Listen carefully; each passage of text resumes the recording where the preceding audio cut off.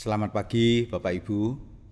Kita sudah dihantar oleh Tuhan di bulan yang ke-10 di tahun ini. Terasa cepat, sekalipun kita tetap diperhadapkan kepada pergumulan yang sama, yaitu pandemi dengan segala dampaknya. Tetapi tidak bisa dipungkiri, pertolongan dan penyertaan Tuhan itu senantiasa terjadi. Anak saya bungsu selalu menghitung sisa berapa hari lagi Natalan. Tetapi kalau kita coba menghitung, sebetulnya tidak lama lagi kita akan mengakhiri perjalanan kita di tahun 2021. Kita merasakan penyertaan Tuhan itu senantiasa terjadi. Saya ingin mengajak Bapak Ibu di pagi hari ini untuk menyanyikan sebuah pujian yang terambil dari PPK 137. Biarlah ini senantiasa menjadi doa kita, memohonkan penyertaan Tuhan, dan kita senantiasa disertai oleh Tuhan. Tuhan sertailah hamba.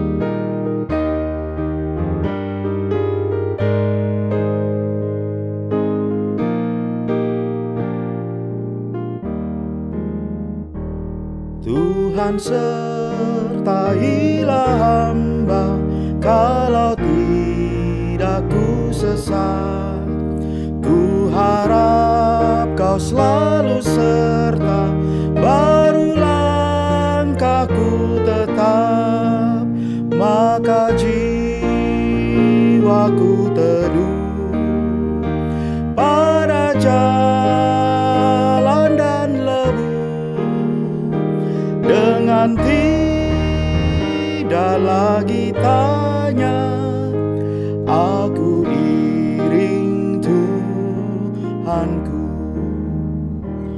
Tuhan sertailah hamba, imanku selalu lemah. Sabdamu penuh kasih rahmat, hatiku terhiburlah. Maka jiwaku teduh pada jalan dan lebu, dengan tidak lagi tanya, aku iring Tuhanku.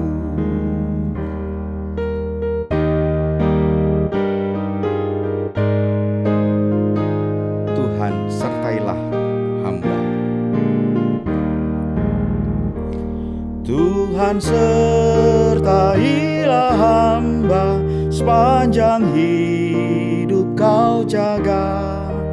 Bila ajal aku tiba, Tuhan hantar ke surga. Maka jiwaku teduh pada jalan dan lebu, dengan tidak lagi tanya, aku iring Tuhanku. Mari kita berdoa. Terima kasih ya Tuhan, Engkau menghantar kami hari demi hari, minggu demi minggu, bulan demi bulan, hingga kami sudah memasuki bulan yang ke-10 di tahun ini. Sekalipun senantiasa ada pergumulan, ada prahara yang menimpa, ada permasalahan, tetapi biarlah hati kami senantiasa diteduhkan oleh Tuhan. Karena kami mendapatkan rahmat-Mu, mendapatkan penyertaan-Mu, mendapatkan pertolongan dan pimpinan-Mu. Dan itu biarlah juga menjadi sebuah kekuatan bagi kami, agar kami ya Tuhan boleh mengiring Engkau dengan setia. Kami sebentar mau kembali membaca firman-Mu, belajar dari dalamnya. Kami juga mau merefleksikan di dalam kehidupan kami. Berkati setiap kami ya Tuhan, dalam nama Tuhan Yesus Kristus. Amin. Bapak Ibu, bacaan kita pagi hari ini terambil dari Yesaya, yang sebetulnya di dalam bacaan bersama GBAB, Gerakan Baca Alkitab Bersama, kita sudah membacanya, gitu ya. Dan saya rindu ini kembali boleh meneguhkan kita. Saya akan membaca dari Yesaya 55, ayatnya yang ke-6 sampai dengan ayatnya yang ke-9. 6 sampai 9. Demikian. Carilah Tuhan selama ia berkenan ditemui. Berserulah kepadanya selama ia dekat. Baiklah orang fasik meninggalkan jalannya, dan orang jahat meninggalkan rancangannya. Baiklah ia kembali kepada Tuhan, maka Dia akan mengasihaninya, dan kepada Allah kita, sebab Ia memberi pengampunan dengan limpahnya. Perhatikan ayat 8 dan 9. Sebab rancanganku bukanlah rancanganmu, dan jalanmu bukanlah jalanku. Demikianlah firman Tuhan. Seperti tingginya langit dari bumi, demikianlah tingginya jalanku dari jalanmu, dan rancanganku dari rancangan.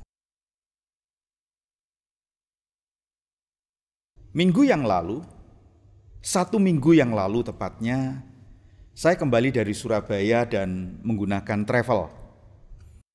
Lalu ada satu keluarga yang sempat saya ngobrol dengan sang papa atau sang suami, ya, keluarga muda, yang kemudian obrolan-obrolan itu sekitar liburan, karena memang saya duga keluarga ini mau menikmati liburan di Bali. Saya tanya, mau liburan ya? Oh iya, betul Pak, saya mau liburan. Oh, anak-anak, apakah sekolahnya online? Lalu mereka mengatakan hari ini, karena itu kita ngobrolnya sudah sekitar jam 2 pagi begitu ya. Hari ini akan terima rapot dan menggunakan Zoom begitu. Lalu saya tanya, berapa lama kalian akan berlibur di Bali? Dan mereka kurang lebih sekitar 7 hari sampai 10 hari. Lumayan lama ada di Bali. Dan ketika kami ngobrol, saya menanyakan pekerjaannya apa. Dia menjawab, pekerjaan saya broker saham Pak. Terus saya tebak, dari cara bicaramu, kamu kayaknya bukan orang Surabaya. Lalu dia mengatakan, betul Pak, saya berasal dari NTT. Tapi istrimu orang Surabaya kan? Karena istrinya medok sekali, gitu ya. Lalu saya tanya, latar belakang pendidikanmu apa? Oh, saya kuliah di Surabaya, saya kuliah di Universitas Kristen Petra, mengambil satu jurusan. Ya, jurusannya itu jurusan yang terkait dengan teknik elektro, dia bilang. Lalu saya bilang, loh gimana caranya jurusan elektro kok kamu sekarang mainnya saham gitu. Lalu jawabannya cukup menarik. Ya, saya melihat itu pimpinan Tuhan. Saudara-saudara, kisah-kisah seperti ini kan seringkali terjadi. Ketika kita memproyeksikan diri kita memperlengkapi diri kita mempelajari sesuatu yang kita harapkan itu bisa menjadi sebuah input yang penting bagi kita. Tetapi ternyata perjalanan hidup kita tidak seperti yang kita bayangkan. Saudara, sebetulnya apa yang dialami oleh keluarga muda atau sang suami ini, itu pernah menjadi pertanyaan saya. Mengapa akhirnya saya melihat bahwa kehidupan pelayanan di gereja itu menjadi bagian yang dipercayakan oleh Tuhan. Padahal kalau saya menoleh ke belakang, saya ini dulu jurusannya jurusan mesin. Apa urusannya mesin dengan jemaat, saudara? Apa urusannya mesin itu dengan Alkitab? Nampaknya kan itu sesuatu yang kalau kita lihat relevansinya secara direct, secara langsung kan hampir tidak ada. Walaupun kalau kita coba renungkan, telusuri, selalu ada hal-hal yang Tuhan memang mau agar kita melewati satu tahap demi satu tahap memasuki rencananya. Bacaan kita seringkali hanya memperhatikan di ayat 8 dan di ayat 9. Rancangan Tuhan itu tidak seperti rancangan kita. Rancangan kita tidak seperti rancangan Tuhan. Sekalipun di dalam perjalanan hidup kita terus belajar untuk menyelaraskan rancangan kita dengan rancangan Tuhan. Bukan memaksa agar Tuhan itu kemudian menyelaraskan rancangannya harus sesuai dengan rancangan kita. Itu kan di dalam pendekatan teologi doa kan kita mungkin pernah belajar. Doa itu kan seringkali dipakai oleh Tuhan agar kita itu belajar, menggumulkan untuk mengikuti perjalanan hidup ini sesuai dengan rancangan-rancangan Tuhan, sesuai dengan kehendak-kehendak Tuhan. Kita seringkali hanya melihat di dalam ayat 8 dan ayat 9. Itu perbedaannya seperti langit dan bumi. Ya. Sesuatu yang bukan saja sangat jauh, bahkan mungkin tidak bisa dikoneksikan, tak terjembatani. Tetapi semua dalam anugerah Tuhan. Tuhan itu kemudian menyatakan pimpinan penyertaan rancangannya kepada setiap kita itu luar biasa. Nah, disitulah sebetulnya sikap hati untuk memohonkan penyertaan Tuhan itu harus tetap ada di dalam diri kita. Penyertaan Tuhan yang kita minta, penyertaan Tuhan yang kita harapkan, penyertaan Tuhan yang kita doakan, penyertaan Tuhan yang tadi kita nyanyikan. Tuhan sertailah hamba. Itu menjadi bagian yang sebetulnya setiap kita itu terus belajar untuk melihat bahwa rancangan-rancangan Tuhan yang Tuhan boleh nyatakan melalui penyertaannya itu boleh terjadi dalam kehidupan kita. Bapak, Ibu, dan saudara yang terkasih, acap kali kita mencoba memahami sesuatu itu tidak komplit. Acap kali kita itu mencoba untuk bukan saja mengerti tapi menjalani sesuatu itu tidak komprehensif. Kalau kita menginginkan penyertaan Tuhan, kita merasakan rancangan-rancangan Tuhan itu ada hal-hal yang sesungguhnya harus terjadi di dalam kehidupan kita. Itulah sebabnya saya ingin mengajak Bapak Ibu sekalian, teman-teman sekalian memulai dari ayat yang ke-6. Carilah Tuhan. Kembalilah kepada Tuhan. Allah yang menyediakan pengampunan. Allah yang sedemikian ini adalah Allah yang dengan leluasa akan menyertai kita, akan menyatakan rancangan-rancangan kepada kita. Dan kita menjadi orang-orang percaya hidup kita itu harus reasonable. Yang di dalam ibadah minggu yang lalu saya sedikit mengutip di KU2 yaitu istilah ibadah yang logikos itu. Yang logis, yang reasonable. Kehidupan kita memang harus demikian. Orang kan tidak mungkin memintakan penyertaan Tuhan untuk sesuatu yang itu bertentangan dengan kehendak Tuhan. Kalau sampai dia memohon penyertaan Tuhan supaya Tuhan menyertai dia tatkala dia merancangkan sesuatu yang tidak sesuai dengan rancangan Tuhan, tidak sesuai dengan kehendak Tuhan, maka keterlaluan orang itu. Misalkan, mudah-mudahan ini cuma guyonan saja. Tuhan, sertai saya Tuhan. Saya itu mau korupsi Tuhan. Tuhan tolong waktu saya menggunakan uang yang bukan uang saya ini, supaya saya nggak ketahuan Tuhan. Mungkinkah doa seperti itu dinaikkan? Permohonan penyertaan. Atau kita, Tuhan tolong sertai saya mau selingkuh Tuhan. Tolong jagai saya, lindungi saya, supaya saya tidak ketahuan istri saya. Mungkinkah?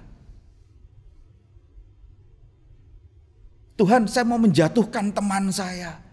Tolong saya diberikan sebuah skenario yang bagus, supaya orang itu tidak tahu bahwa saya sedang menjegal dia.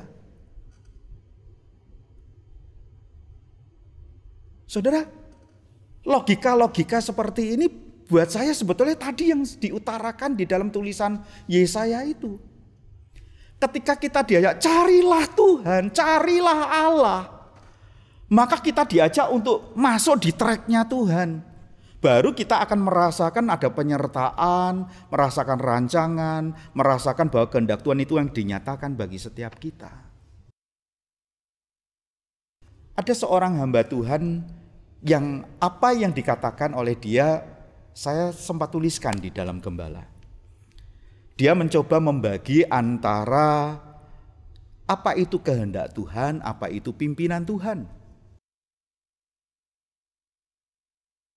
Kehendak Tuhan itu A, pimpinan Tuhan itu B. Misalkan kalau kita bicarakan di dalam konteks orang muda yang sedang menggumulkan untuk dia memiliki pasangan hidup. Apa kehendak Tuhan terkait dengan pasangan hidup? Ya kita ngomong gampangnya saja. Ya kita diharapkan sebagai orang-orang percaya Tuhan berkehendak agar kita mencari pasangan hidup yang seimbang. Kita mencari pasangan hidup yang takut akan Tuhan. Kita mencari pasangan hidup orang-orang yang percaya di dalam Kristus Yesus. Itu pasti kehendak Tuhan. Kan Tuhan memerintahkan dengan keras, bukan? Kepada bangsa Israel. Supaya apa? Supaya anak-anaknya itu tidak mengambil pasangan dari bangsa yang tidak mengenal Allah. Saudara, kalau kita memperhatikan kenapa sih Abraham itu minta tolong, ya, minta tolong bujangnya untuk cariin istri buat anaknya. Sebetulnya itu masuk di dalam sebuah frame perjanjian supaya apa? Ya, supaya kemudian orang-orang yang atau kemudian menantunya itu menjadi menantu yang setidak-tidaknya masuk di dalam perjanjian tersebut.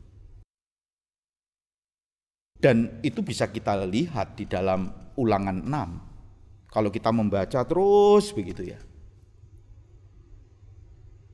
Nah kalau ngomong kehendak Tuhan, itu kehendak Tuhan. Lalu pimpinan Tuhan itu apa?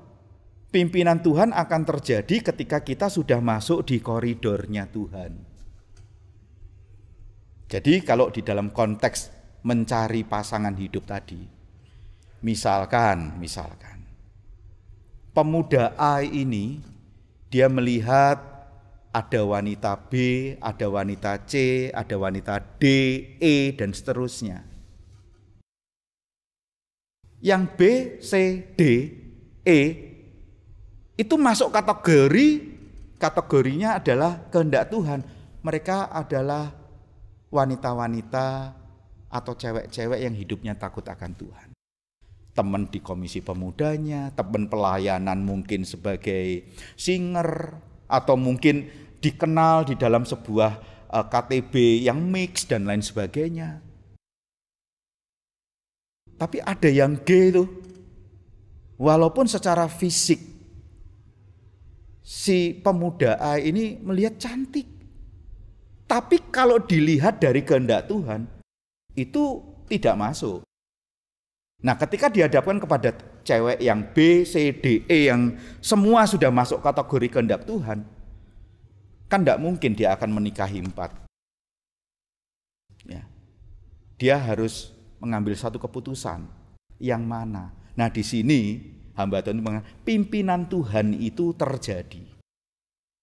Pimpinan Tuhan itu terjadi sementara dia berdoa menggumulkan, dia tetap membangun relasi, dan dia mungkin minta supaya Tuhan memberikan tanda-tanda dan lain sebagainya. Yang sampai pada akhirnya Tuhan mengarahkan kepada satu wanita, lalu mereka jadian. Itu pimpinan Tuhan. Nah teman-teman, perjalanan hidup kita kan kurang lebih diwarnai yang begitu-begitu. Kita ini bisa seumpama bapak muda yang saya temui di perjalanan travel itu. Backgroundnya apa, kerjaannya apa. Lalu saya tanya, gimana di masa pandemi ini? Lalu dia mengatakan, bagus Pak. Dia bilang, bagus. Justru saya mendapatkan lumayan banyak keuntungan, katakan demikianlah kalau orang dagang. Saudara-saudara, kita ini kan sekarang sedang berada di dalam sebuah pergumulan massal, katakan demikian, pergumulan bersama. Nah, di tengah-tengah pergumulan seperti ini, kita membutuhkan sebuah sikap hati untuk kita senantiasa berada di dalam kehendak Tuhan. Di dalam koridor maunya Tuhan itu, hidup kita ini seperti apa? Permasalahan-permasalahan yang kita hadapi, manuver-manuver pekerjaan yang kita lakukan.